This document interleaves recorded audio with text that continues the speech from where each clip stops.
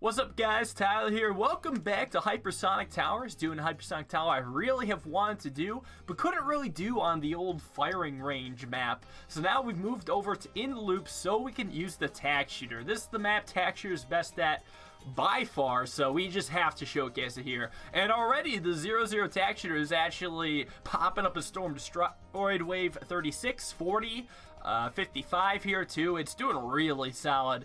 It does really good against group balloons, but for the Moab itself, it does need to have the village ability on it for. But still, that's like not that bad. It's actually pretty freaking strong against everything up until basically round 63. And I imagine BFB as well. So 63 finally gave it a hard time. Let's upgrade. 2-0-0 tack shooter. And without the village ability, actually barely takes down 63. This guy has just enough pop and power in this loop for it to be able to work. Thankfully, its shots are actually hitting, but I guess since it doesn't really aim, it only makes sense that its shots would hit eventually. And it just does really strong so far. Next up, I wanted to try wave 75, which is kind of a tough one. Obviously, this guy still struggles against fortified Moabs, but with the village ability, it does take down fortified Moabs, but it doesn't really take down all the BFBs. It took down the first wave just fine, then the village ability wore off. So obviously this guy's not strong enough. So we're going to move over to our boy Ring of Fire. And we're going to see how this guy does against 75. Now, notice he actually will have worse Moab popping power than the second tier attack shooter, but his group popping power is undeniably stronger. He does pretty okay against that BFB. It's not great, but he beating 76 is solid. Him beating 78, at least that first ceramic rush, is just super solid. Lots of balloons clustering. This guy just takes it down. And 163 is a bit of a joke, so we're going to move past that, and then we're going to check out how it does on 75. Actually, just give it the range upgrade. I don't know why I didn't have it on range upgrade before then, but as you can see with the range upgrade, it does decent against the BFBs. It actually still does leak. It's kind of disappointing that this 4th tier Ring of Fire still leaks a decent amount against the around 75, so your boy Temple ends up helping out. Notice he's actually shooting at one of those sandbox invisible balloons. I realize that's how I can make it work on this map. Pretty ingenious if I say so myself.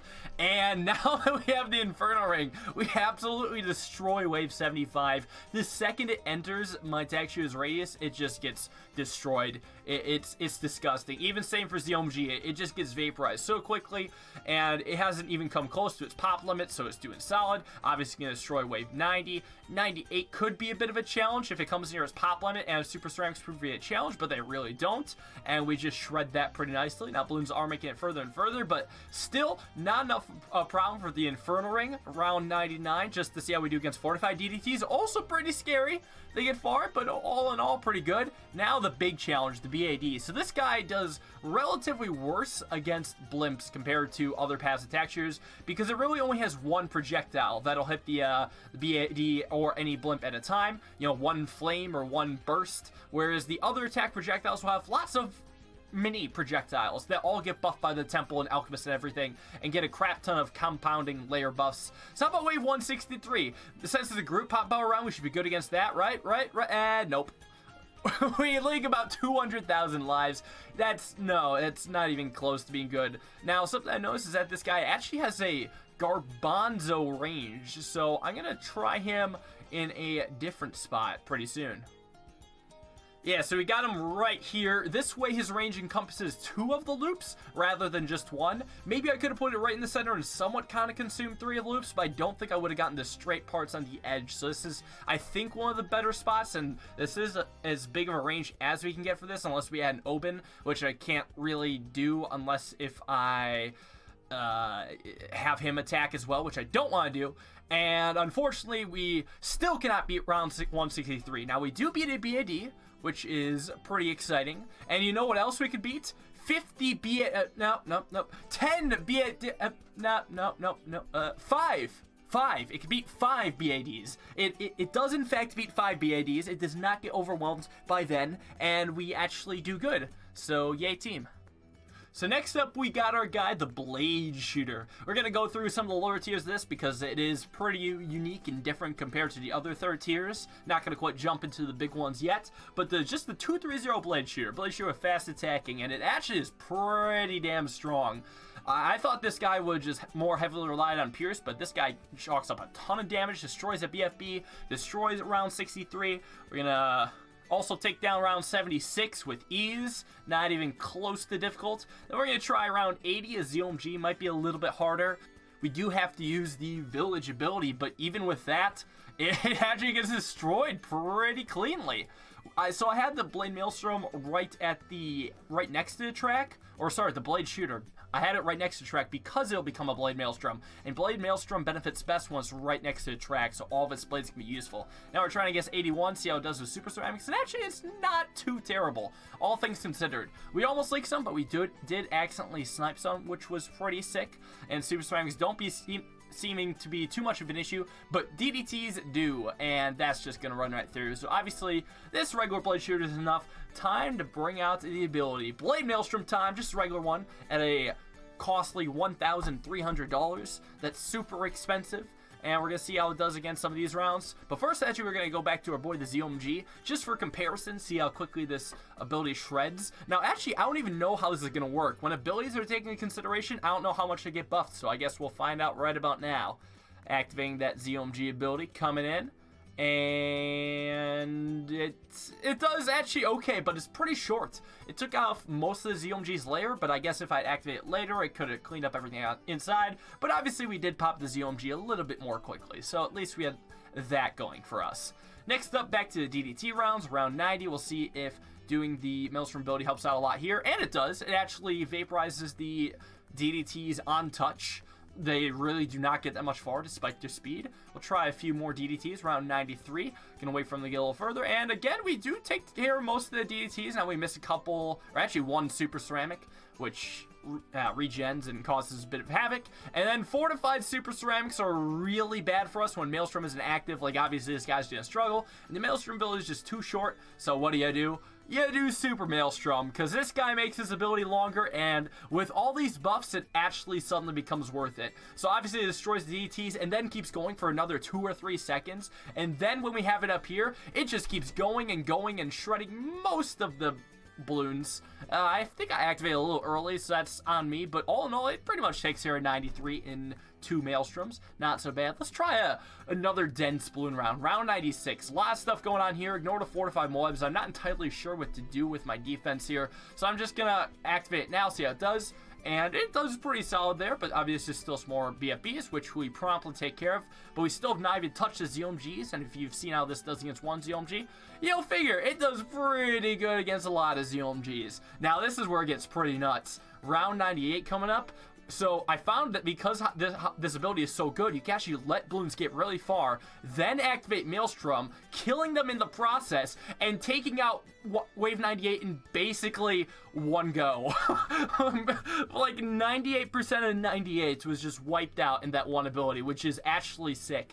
99 gets entirely wiped out in one Super Maelstrom ability too. How nutty is that? That's actually really good. This guy could be legitimately useful now. All you need is a max temple. Who'da thunk? Now the BAD gets a little bit harder. Activate a little ability when it's further out. Then I want to activate right when it's on top of us so I can get maximum usage of these blades, but actually that's not enough to kill it.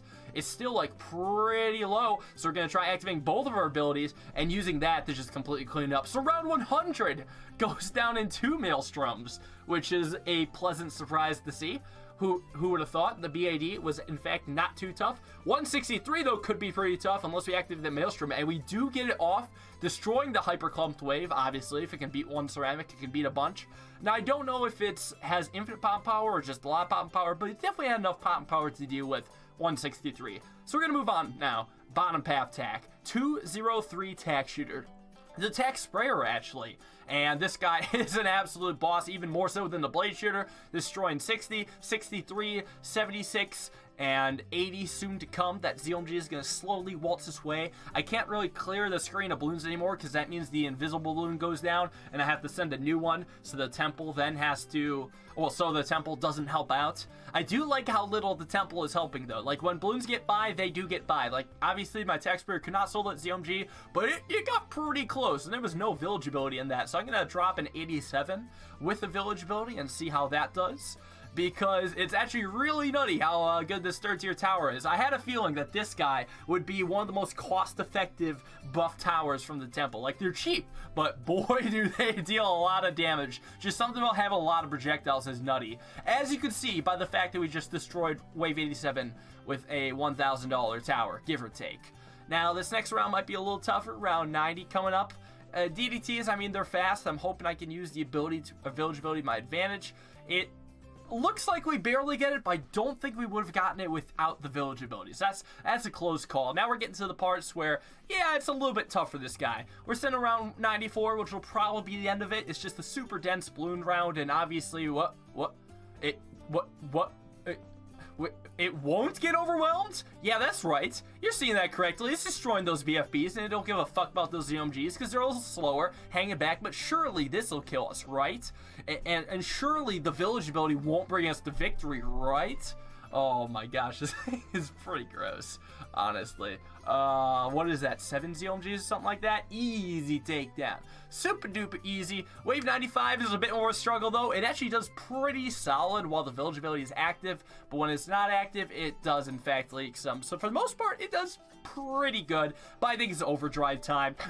We have relied on this village ability as the crutch for too damn long. It's time to see the raw pop power of the tier 4 overdrive. It does pretty good against 95. Now 98 should be pretty similar, I would hope. I mean, now this guy attacks a lot faster and has more attacks. Hopefully he should be able to just deal with this lot of balloons. So he can activate village ability, and it gets a little overwhelmed, but that might have been a bit of human error. Nevertheless, I'll just talk it up to like a maybe W, maybe L. I call it a will. And this BAD might be a little bit better for me, hopefully, activating that village ability. And whenever it lands right on top of the texture, it seems to take the most damage, but no, not really. This guy actually seems to struggle a lot. Turns out the 20,000 plus health of the BAD is just too much for this guy. It's alright, moving on to the tack zone. The big bad tack zone. Now this is what I was really excited to see. Kind of a cheap tower, but reasonably cost effective, but has its damage spread out through just a lot of projectiles, which benefits immensely from the temple, because they all get that plus 7 layers of damage, and plus attack speed is always good to see too. And it just has a lot more layers of damage total, destroying wave 98. And you might be like, Tyler, why are you sending 98 again? But this is not 98. This is 98 times 3 that we mostly deal with, except it was poor tack zone timing. So instead of doing it again, we're going to send wave 98 5 times and use a better village ability timing to barely possibly squeak out a defense. So 5 round 98s gets absolutely smoked by the tank plus village combo, which is sick. BAD time, because now we want to see if how much a step up from the 4th tier it in fact is. And already, it's doing okay. It's actually not getting taken down as fast as I would like it to, but it does get taken down. You can't complain. It gets the job done. Wave 100, chimps mode complete. Nice job. Now, how about 3? Yeah, that's right. We're going to keep ramping that up, of course, until it gets a little bit too overwhelming. 3 is probably doable, and I don't think I need to use that village ability either. 3 without village ability is solid. How about, I believe this is 7, actually. I skipped 5 for some reason. Why would I skip 5? 5 is such a good number. But alas, here we are, doing 7. 7 is probably going to require a village ability. Got to wait for it, time it just nicely, and oh, beautifully destroy that. Nice job. Well taken care of. Now it's time for 10. We've all been waiting for this. 10 single space BADs instead of me clicking it. So they're a lot more clumped together. This actually might prove to be a lot more difficult for me. It might be a lot more easier for me to be overwhelmed, but I don't really care. We're going for it. Going for 10, and we get like most of it. We get almost all of it. This close. And then one last test, wave 163. Yeah, no, that's not happening. There's just way too many balloons in here.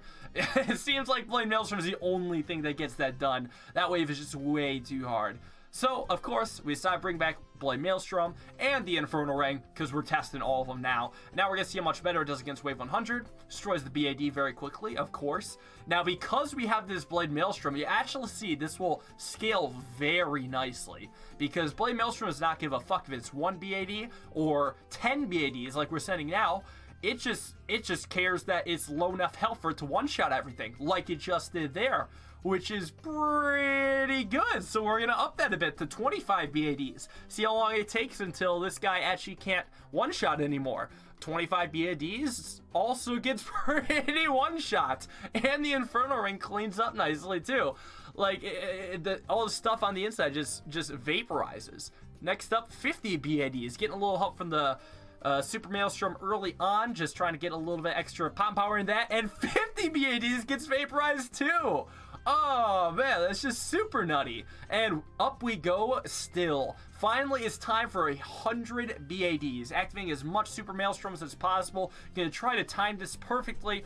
Don't know if I want to do it just yet. I actually want to pop some of these DDTs first, let them get far, then start going for Super Maelstrom. Again, like I said, I can wait for Bloons to come on screen, but unfortunately, it was not enough to get through all these BAD layers, and we leak about 30,000 lives, a little bit less in DDTs alone. Maybe a little bit better timing could have possibly done it. I probably could have waited a little longer for the DDTs. I just was a little scared. It was just really crazy close. And of course, once again, Wave 163 is getting taken down because Maelstrom did it alone. All these guys together. Same story.